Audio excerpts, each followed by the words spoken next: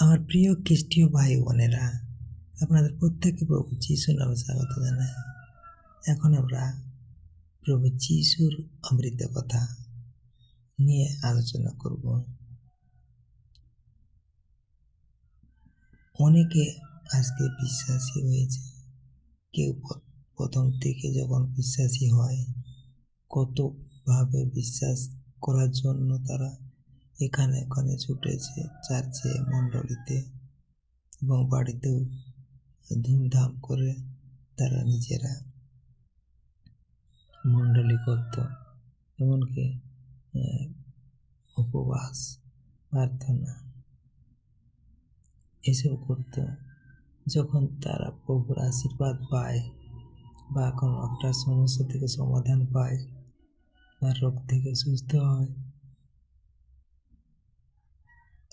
তারপর থেকে তারা কিন্তু প্রভুকে ধীরে ধীরে ভুলে যেতে থাকে। মানে স্বার্থ যতদিন তত স্বার্থ ফুরিয়ে যাওয়ার পর থেকে তখন আর নেই। তখন তারপরে আবার তারা নিজেদের মধ্যে সেই জগতের মধ্যে চলে, তখন আর প্রভুর মণ্ডলীতেও অতটা যায় না, চার্চেও অতটা যায় না, এবং ঘরেও যে ঘরে বা বাড়িতে যে প্রার্থনা উপবাস তাও ভুলে গিয়েছে।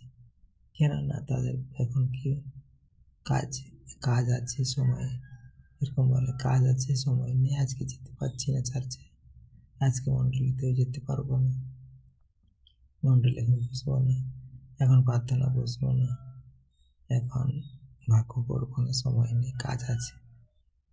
তো আমার একটা কথা, যে আমরা যে কাজ করি, আমরা যখন শেষ সময় আসবে তখন কি আমরা সেই কাজ করার সময় পাবো?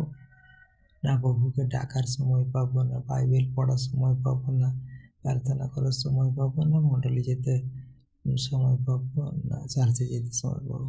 কোনোটাই কিছু পাবো না। তাহলে সেই মুহূর্তে আমাদের তখন কিছু করার থাকবে না, কারণ সময় এখনও আছে, আমরা সব কিছু করতে পারি। তাই আমার প্রিয় খ্রিস্ট ভাই বোনেরা, আপনাদেরকে আমি বলি, আপনারা কি এরকম করেন নাকি? যদি করে থাকেন খুব ভুল করছেন আপনারা। এখনো সময় আছে, সঠিকভাবে প্রভুর পথে আসুন, প্রভুকে হৃদয় অন্তর দিয়ে গ্রহণ করুন, তার কথা অনুযায়ী চলুন। ধন্যবাদ। জয় যিশু। Praise the Lord.